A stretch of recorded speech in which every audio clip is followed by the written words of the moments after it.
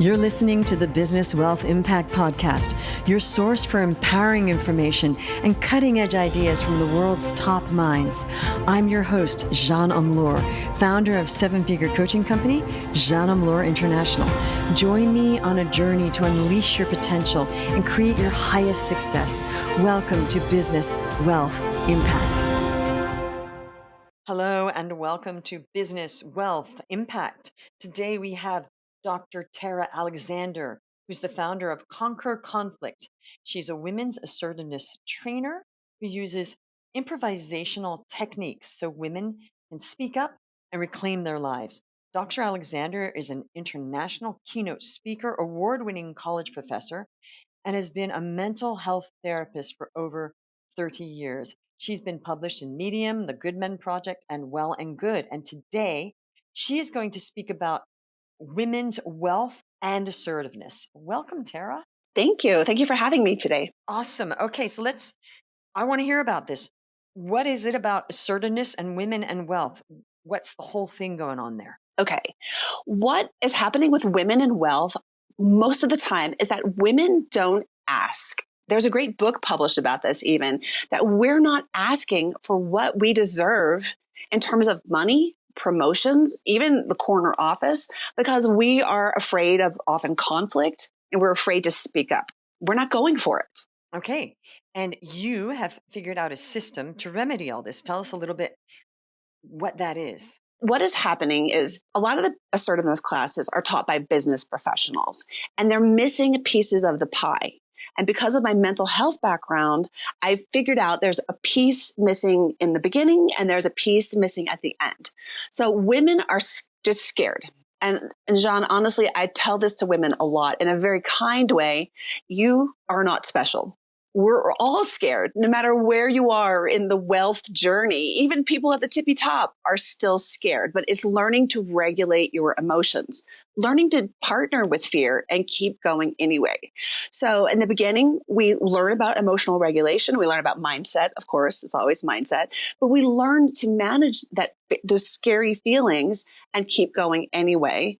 We learn to apply it to all of our life, not just dealing with the business situations. Okay, you said two very interesting things there, regulating emotions and fear. And by the way, these are mindset. Regulating emotions, we talk about mindset like it's this like mindset and it's all mindset. So, okay, so what you've pieced together from your mental health vast experience is the assertiveness has to do with regulation of emotions and facing fear. So how do you help people with what you're doing to be more assertive and create more wealth? So regulating emotion has to do with every step of the way. It has to do with communicating. It has to do with assertiveness. It has to do with conflict management. That's why you see people when they're trying to manage conflict, they're exploding rather than just having a simple conversation about, hey, this is how I feel. This is how you feel. Let's create a win-win. But people just blow it way out of proportion because they're not regulating their emotion. That's where we start at the beginning. And you're right, it's all about mindset. So I developed a system. I call it a curriculum because I have a college professor background. But putting all of those pieces together, I decided to do it in a more fun way because people have decided to lock the front door of their house.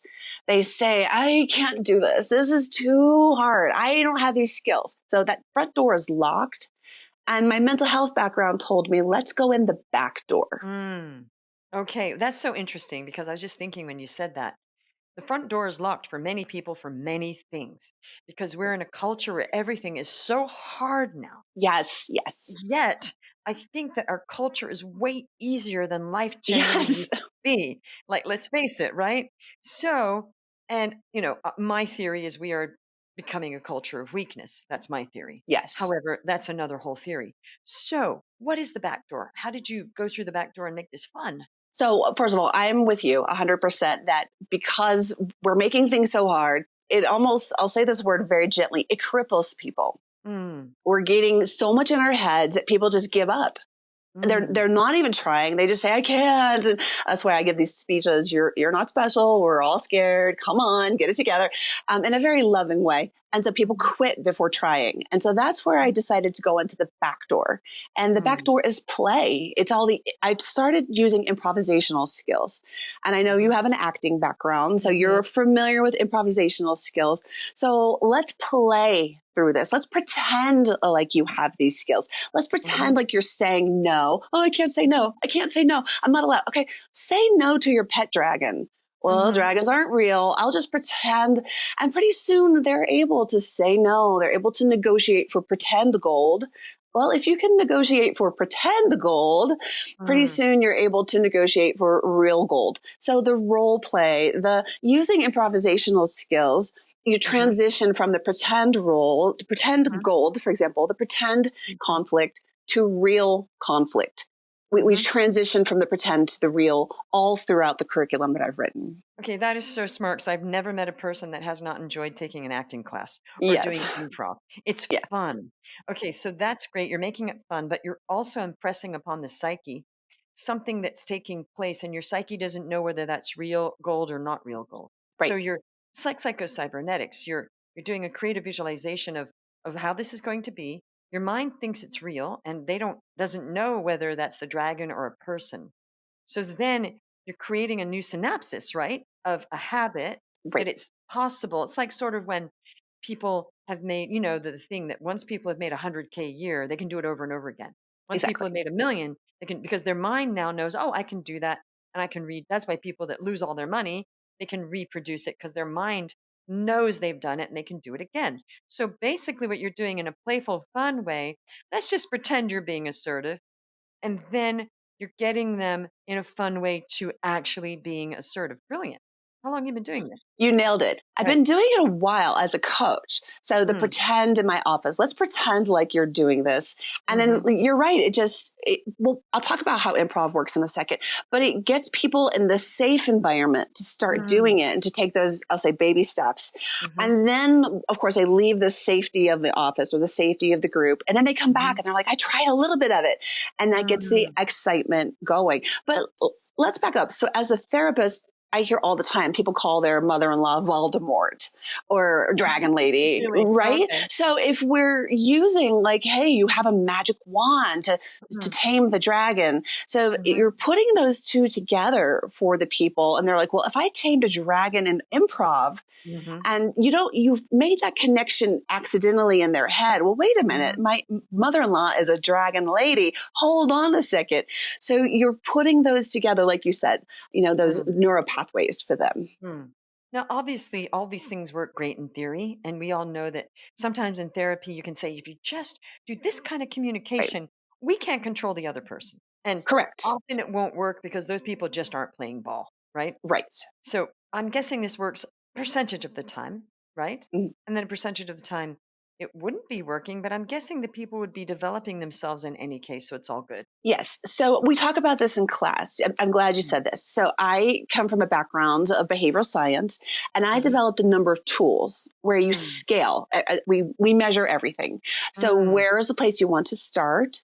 Do you want to start on the Dragon Lady first, or do you want to start on the easiest person first or the hardest person first? And so I have them rank order all of this, and I have them rank order what is the risk of doing this? Do you want to march in into your boss's office and negotiate your salary on the first day?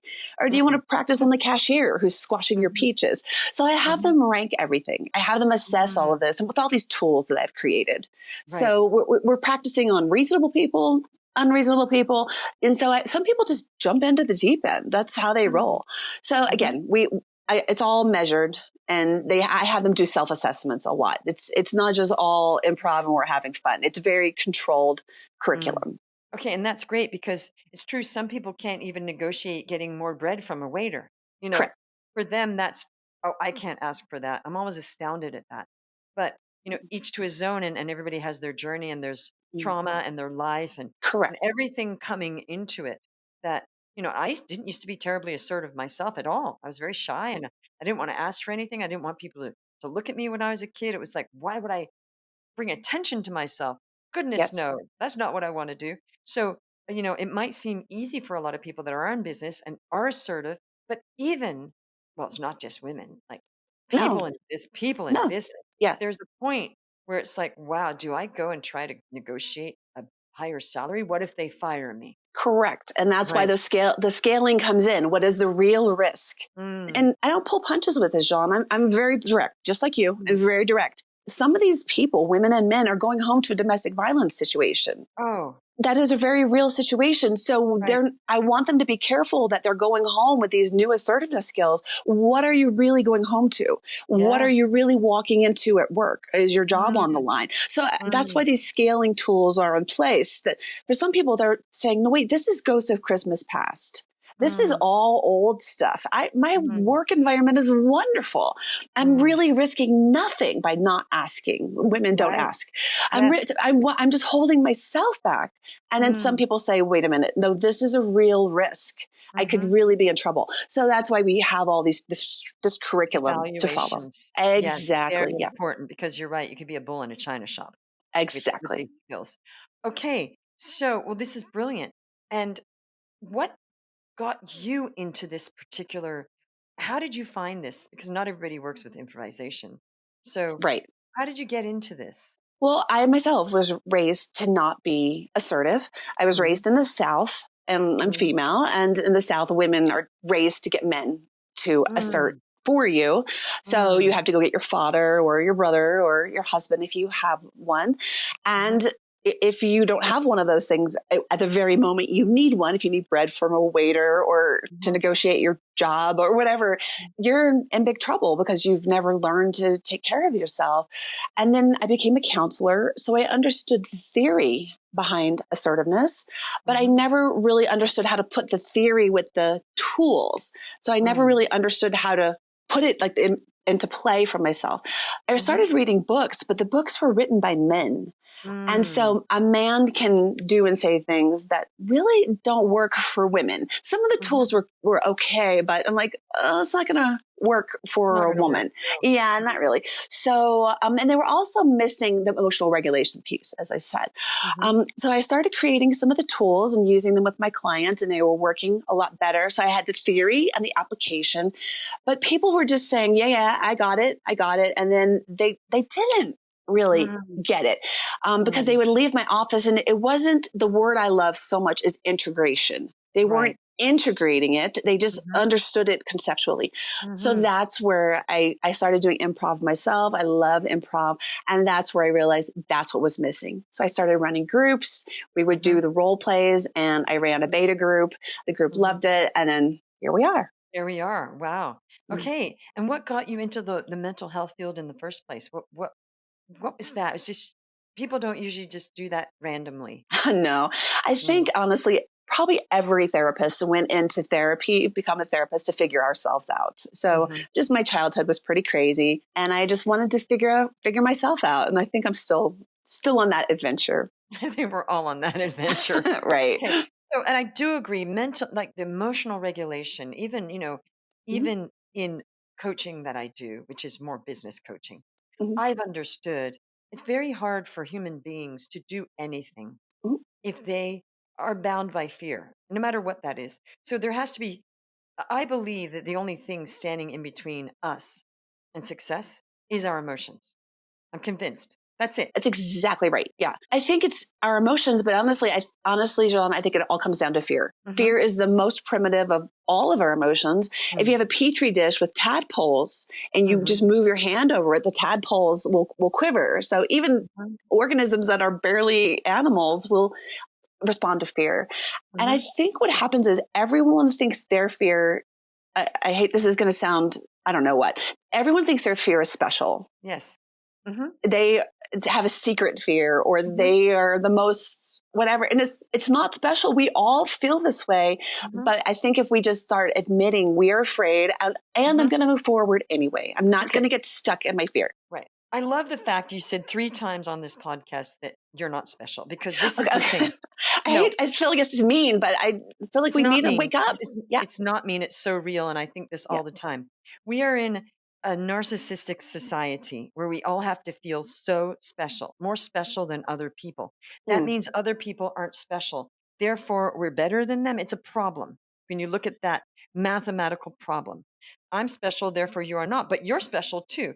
So I've Yeah. actually said to my clients, you're special, and so is every other one of my clients. And they're like, oh, this thing. It's like, the whole horoscope thing and Mm, all this stuff where people are looking for evidence that they are more special. That's why they have all of these tests really are to show us how special we are, right?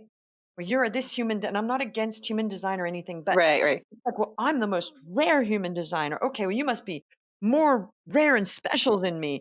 And well, I'm a, Aries or a blah, blah, blah. Well, that's a better sign. And, you know, the horoscope, this is why people you can see they're just like, like the narcissism when you're telling them about you and the star signs. And it's an addiction to feeling special, more special than everyone else, because we still want to distinguish ourselves from other human beings that we are better. Mhm. And that's a problem. That's what starts wars. That was what the whole Hitler problem was, Yeah, distinguishing race. So it's still the same basic problem. I went really far with that, but that really was the problem. I agree. Distinguishing one race and they're better. It's the distinction. Creating the distinction is the problem, always. I couldn't agree more. There was a wonderful bumper sticker I saw in a shop in London, and I wish I had bought it. It says, "You're special just like everyone else." Exactly. And I Right. love it. And the writer Mark Manson talks about Mhm. this. Like, if you remove the need to be special, Yes. it takes off all this pressure. Yeah. You're not special, and just get to work and just live Yeah. your life. Just do your thing, because you don't have to be special. You can just live Right. your life and do whatever you like. And it just takes off all of this specialness, Yeah. this need to perform, just like live.